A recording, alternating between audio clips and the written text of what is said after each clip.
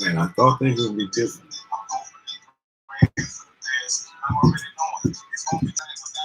My bad. We're here with the next edition for the 48 Laws of Power. The 48 Laws of Power. We're on Law 42. We're going into Law 42. Law 42. And I should have been here earlier, but we're here now, so let's get into it. Law 42.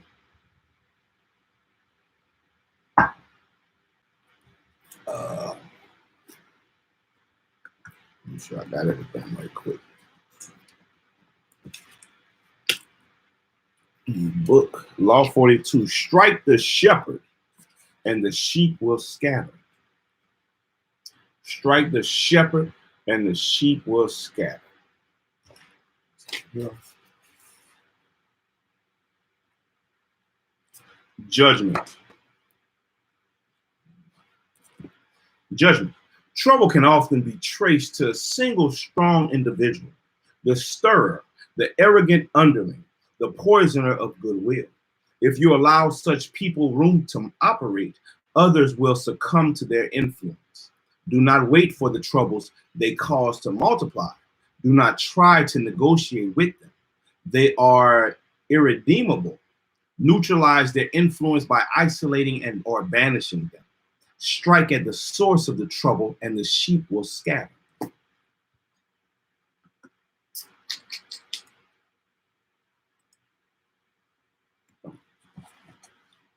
Observance of the law. Near the end of the 6th century BC, the city-state of Athens overthrew the series of petty tyrants who had dominated its politics for decades. It established instead a democracy that was to last over a century, a democracy that became the source of its power and its proudest achievement. But as a democracy evolved, so did a problem the Athenians had never faced: how to deal with those who did not concern themselves with cohesion of a small city surrounded by enemies, who did not work for its greater glory, but thought of only themselves and their own ambitions and petty intrigues. The Athenians understood that these people, if left alone, would sow dissension, divide the city into factions, and stir up anxieties, all of which could lead to the ruin of their democracy. Violent punishment no longer suited the new civilized order that Athens had created. Instead, the city found another, more satisfying and less brutal way to deal with the chronically selfish. Every year they would gather in the marketplace and write on a piece of earthenware an astrakhan,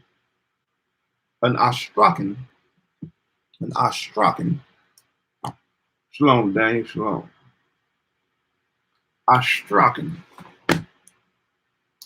Ostrakhon. Astrakhan. Ostrakhon.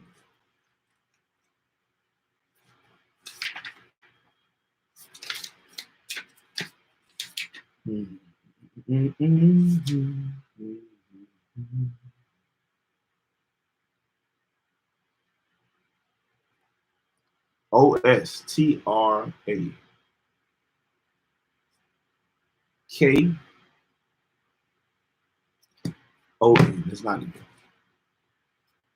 The name of an individual they wanted to see banished from the city for 10 years. If a particular name appeared on 6,000 ballots, that person would instantly be exiled. If no one received 6,000 votes, the person with the most ostraka recording his name would suffer the 10-year ostracism. Damn. This ritual expulsion became a kind of festival. What a joy to be able to banish those irritating, anxiety-inducing individuals who wanted to rise above the group they should have served. In 490 BC, Aristides, one of the great generals of the Athenian history, helped defeat the Persians at the Battle of Marathon. Meanwhile, off the battlefield, His fairness as a judge had earned him the nickname the Just. But as the years went by, the Athenians came to dislike him. He made such a show of his righteousness, and this, they believed, disguised his feelings of superiority and scorn for the common folk. His omnipresence in Athenian politics became obnoxious. The citizens grew tired of hearing him called the Just. They feared that this was just the type of man, judgmental, haughty, who would eventually stir up fierce divisions among them. In 482 BC, despite Aristides' invaluable expertise in the continuing war with the Persians, they collected the Ostraka and had him banished. After Aristides' ostracism, the great general Themistocles emerged as the city's premier leader. But his many honors and victories went to his head, and he too became arrogant and overbearing, constantly reminding the Athenians of his triumphs in battle, the temples he had built, the dangers he had fended off. He seemed to be saying that without him, the city would come to ruin. And so, in 472 BC, Themistocles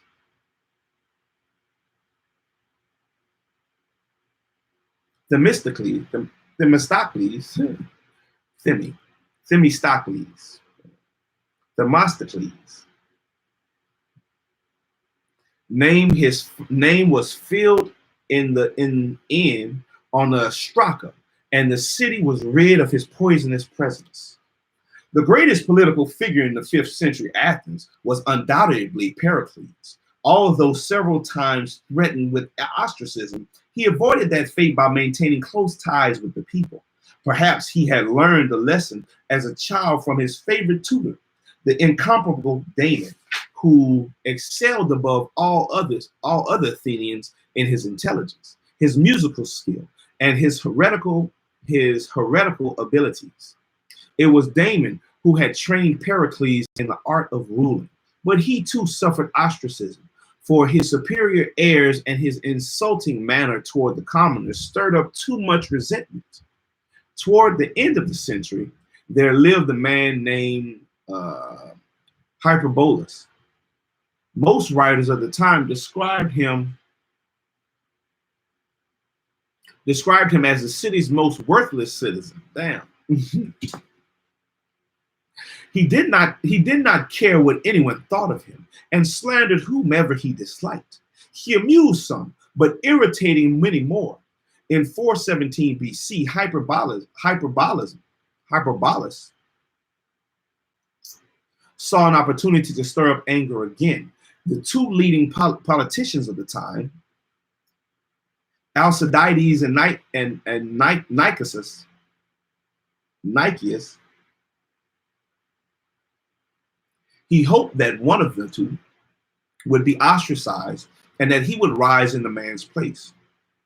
His campaign seemed likely to succeed. The Athenians disliked Alcibiades, Alcibiades.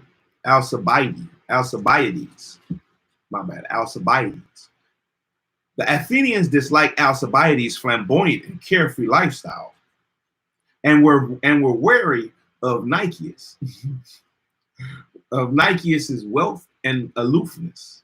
They seemed certain to ostracize one or the other. But Alcibiades and Nicias, although they were otherwise enemies, pooled their resources and managed to turn the ostracism on Hyperbolus. Instead, the obnoxiousness, they argued, could only be terminated by banishment. Earlier sufferers of ostracism had been formidable, powerful men. Hyperbolus, however, was a low buffoon, and with his banishment, the Athenians felt that ostracism had been degraded, and so they ended the practice that for nearly 100 years had as at least 10 people. At least 10 people. No. At least 100 people was banished for 10 years. At least 100 people was banished for 10 years. And so they ended the practice that for nearly 100 years had been one of the keys to keeping the peace in Athens. Interpretation. The ancient Athenians had social instincts unknown today. Hey, stop that.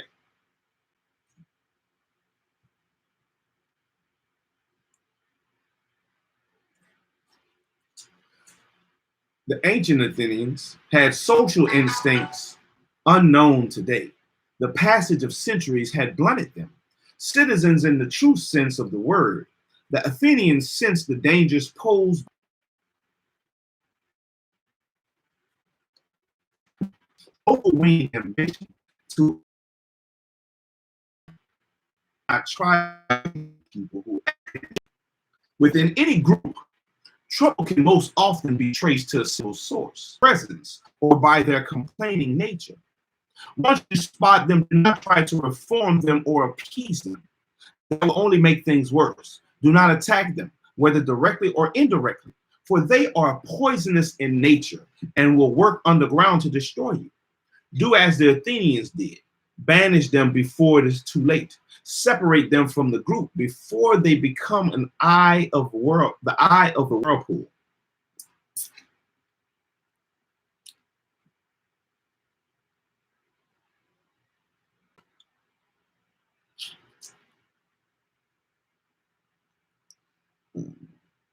Back all the way to the top.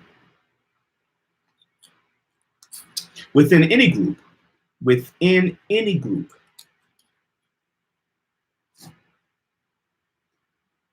trouble can most often be traced to a single source. The unhappy, chronically dissatisfied one who will always stir up dissension and infect the group with his or her ill ease. Before you know what hit you, the dissatisfaction spreads. Act before it becomes impossible to disentangle one strand of misery from another, or to see how the whole thing started. First, recognize troublemakers by their overbearing presence or by their complaining nature. Once you spot them, do not try to reform them or appease them. They will only make things worse. Do not attack them, whether directly or indirectly, for they are poisonous in nature and will work underground to destroy you. Do as the Athenians did. Banish them before it is too late. Separate them from the group before they become the eye of a whirlpool. Do not give them time to stir up anxieties and sow discontent. Do not give them room to move. Let one person suffer so that the rest can live in peace. When a tree falls, the monkeys scatter. Chinese saying, no duh. Anything, the squirrel, the birds. Observance of the law too.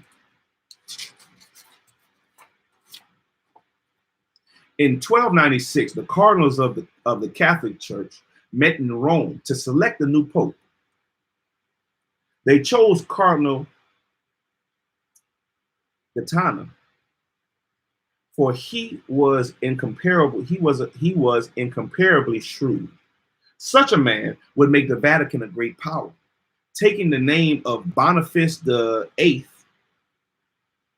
Gaetano soon proved he deserved the cardinal's high opinion of him. He plotted his moves carefully in advance and stopped at nothing to get his way. Once in power, Boniface quickly crushed his rivals and unified the Papal States. The European powers began to fear him and sent delegates to negotiate with him. The German King Albrecht of Austria even yielded some territory to Boniface. All was proceeding according to the Pope's plan. One piece did not fall into place, however, and that was Tuscany, the richest part of Italy. If Boniface could conquer Florence, divided by two rival factions, the blacks and the whites. The whites were the merchant families that had recently and quickly risen to power and wealth. The blacks were the older money because of their popularity with the people. The whites retained control of the city, to the blacks' increasing resentment. The feud between the two grew steadily more bitter. Here, Boniface saw his chance.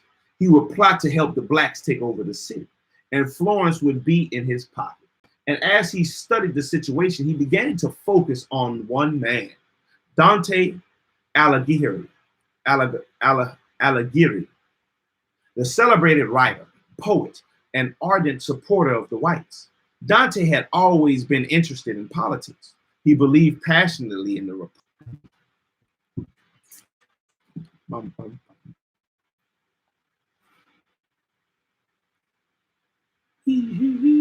In 1300, the year Boniface began plotting to take over Tuscany, Dante's fellow citizens had voted him into Florence's highest elected position, making him one of the city's six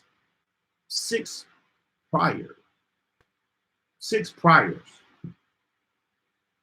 During his 6-month term in the post, he had stood firmly against the blacks and against all of the Pope's attempts to sow disorder. By 1301, however, Boniface had a new plan.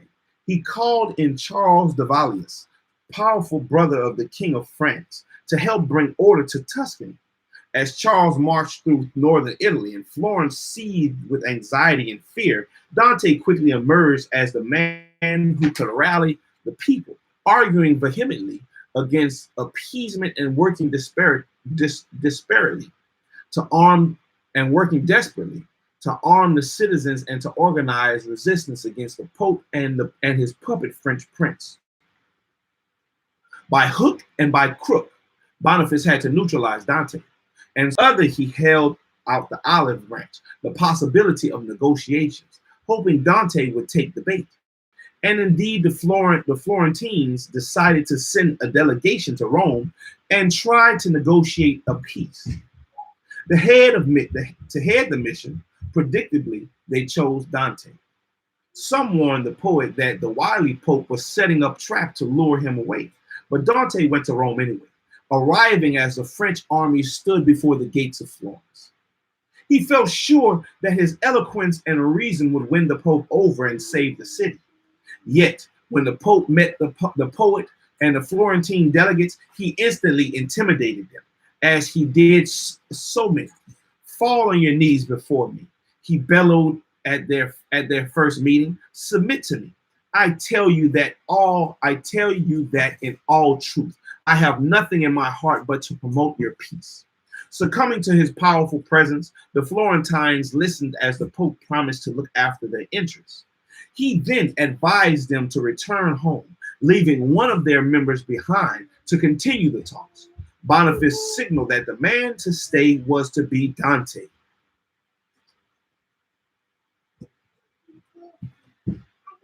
Hold on. He spoke with the utmost politeness, but in essence, it was an order.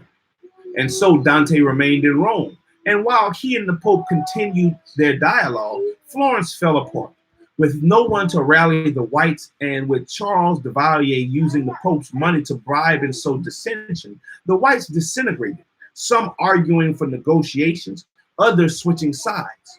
Facing an enemy now divided and unsure of itself, the blacks destroyed them within weeks, exacting violent revenge on them. And once the blacks stood firmly in power, the Pope finally dismissed Dante from Rome. The blacks ordered Dante to return home to face accusations and stand trial.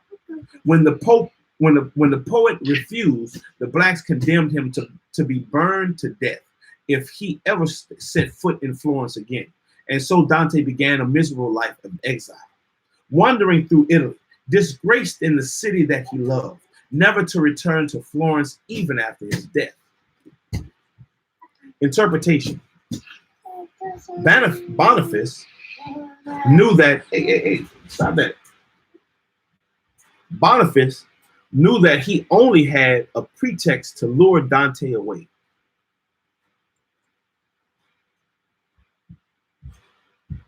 Florence would crumble.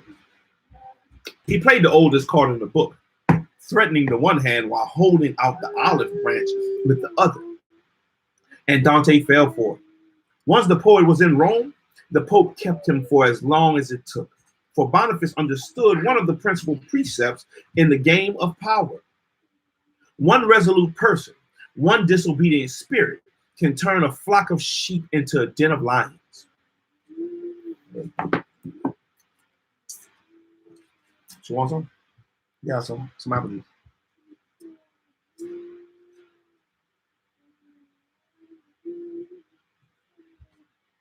One resolute person, one disobedient spirit, can turn a flock of sheep into a den of lions.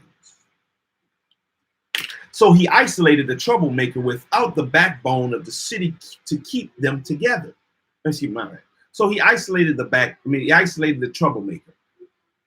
Without the backbone of the city to keep them together, the sheep quickly scattered.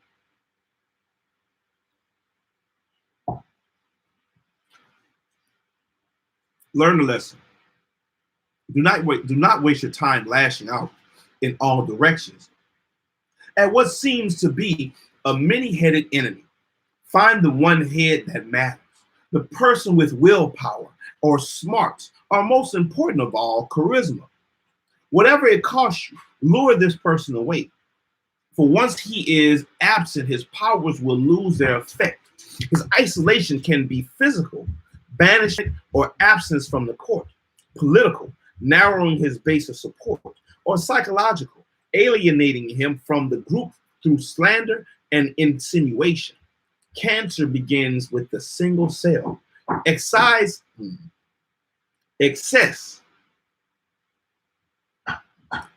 it before it spreads beyond cure. Keys to power.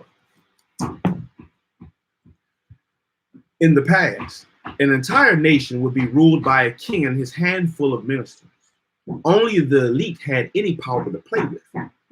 Over the centuries, power had gradually become more and more diffuse and democratized.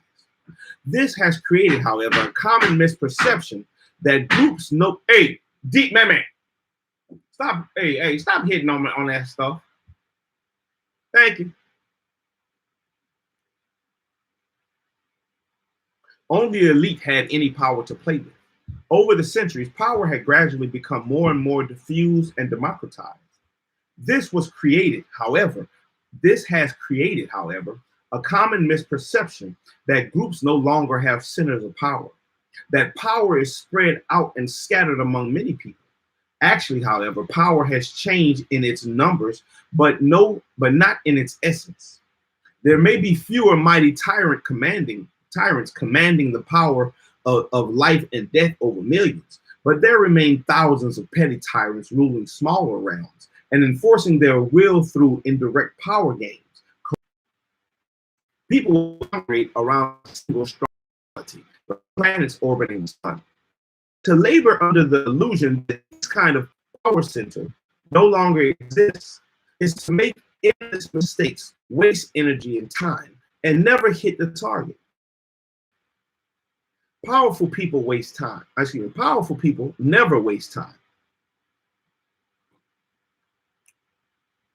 Powerful people never waste time. Outwardly, they may play along with the game, pretending that power is shared among many, but inwardly they keep their eyes on the inevitable few in the group who hold the cards. These are the ones they work on. When troubles arise, they look for the underlying cause, the single strong character who started the stirring and whose isolation or banishment will settle the waters again. In his family therapy practice, Dr. Milton H. Erickson found that if the family dynamic was unsettled and dysfunctional, there was inevitably one person who was the stirrer, the troublemaker. In his session, he would symbolically isolate this rotten apple by seating him or her apart from the others, if only but a few feet. Slowly, the other family members would see the physically separate person as the source of their difficulty.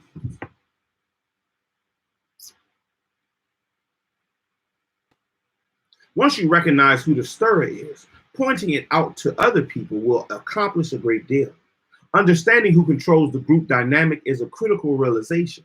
Remember, Stirrers thrive by hiding in the group, disguising their actions among the reactions of others, render their actions visible, and they lose their power to upset. A key element in games of strategy is isolating the enemy's power. In chess, you try to corner the king. In the Chinese game of Go, you try to isolate the enemy's forces in small pockets, rendering them immobile and ineffectual. It is often better to isolate your enemies than to destroy them. You seem less brutal. The result, though, is the same. For in the game of power, isolation spells death. The most effective form of isolation is somehow to separate your victims from their power base. When Mao Zedong wanted to eliminate an enemy by enrolling the elite, he did not confront the person directly. He silently and stealthily worked to isolate the man, divide his allies and turn them away from him, shrink his support. Soon the man would vanish on his own. Presence and appearance have great import in the game of power. To seduce, particularly in the beginning stages, you need to be constantly present.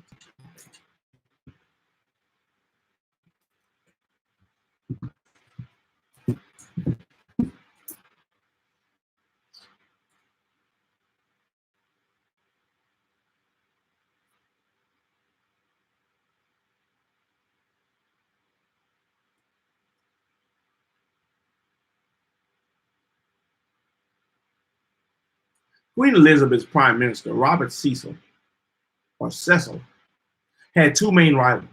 The Queen's favorite, to send them over against Spain, managed to wrap his spells danger for you. And you should never leave the scene in time of turmoil, for it symbolize and induce a loss of power. Second, on the other hand, luring your enemies away from the court at critical moments is a great ploy. Isolation has other strategic uses. When trying to seduce people, it is often wise to isolate them from their usual social context. Once isolated, they are vulnerable to you, and your presence becomes magnified. Similarly, con artists often look for ways to isolate their marks from their normal social malo. Mileux.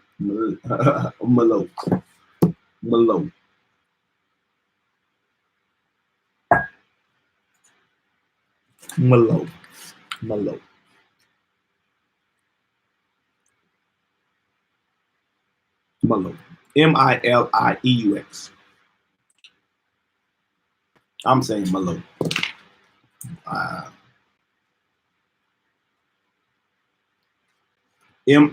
Mili.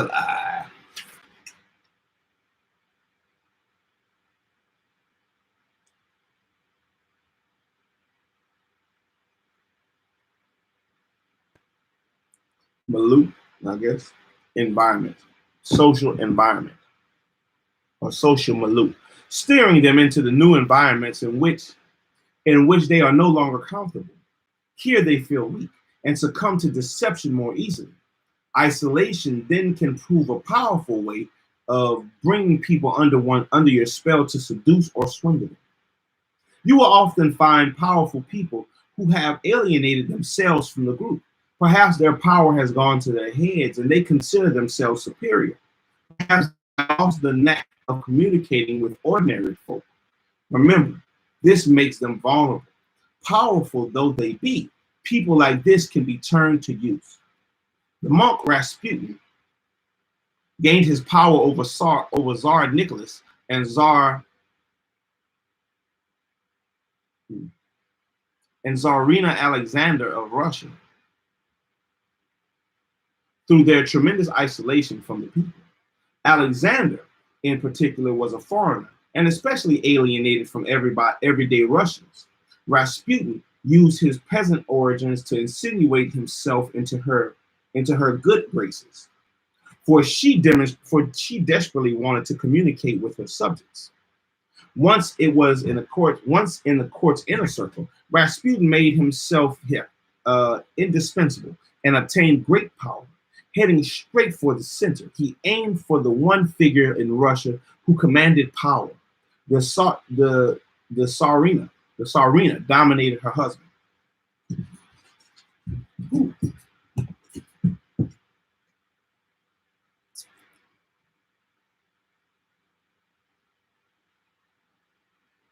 The Tsarina dominated her husband and found he had no need to isolate her, for the work was already done. The Rasputin strategy can bring you great power. Always search out people who hold high positions, yet who find themselves isolated on the board. They are like apples falling into your lap, easily seduced and able to catapult you into power yourself. Finally, the reason you strike at the shepherd is because such an action will dishearten the sheep beyond any rational measure. When Hernando Cortez and Francisco Pizarro led their tiny forces against the Aztec and Incan empires, they did not make the mistakes of fighting on several fronts, nor were they intimidated by the numbers arraying against them. They captured the kings, Montezuma and Atahualpa.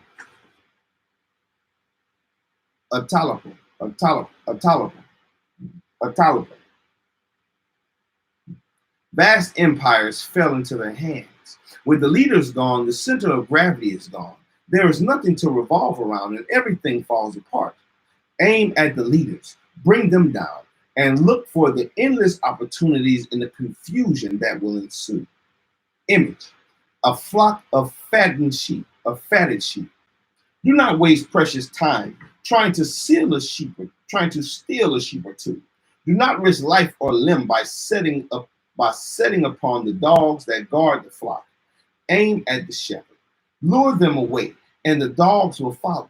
Strike them down, and the flock will scatter. You can pick them off one by one.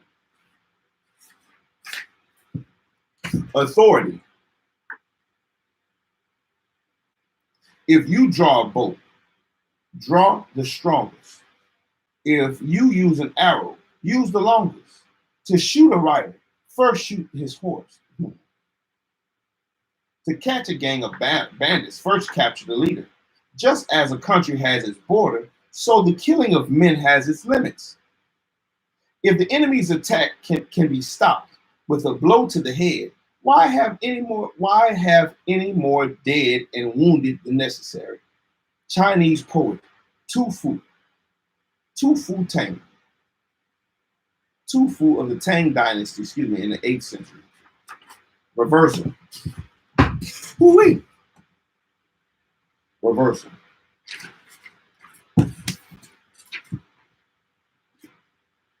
Any harm you do to a man should be done in such a way that you need not fear his revenge, writes Machiavelli.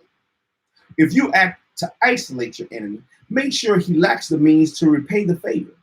If you apply this law, in other words, apply it from a position of superiority so that you have nothing to fear from the resentment or from his resentment.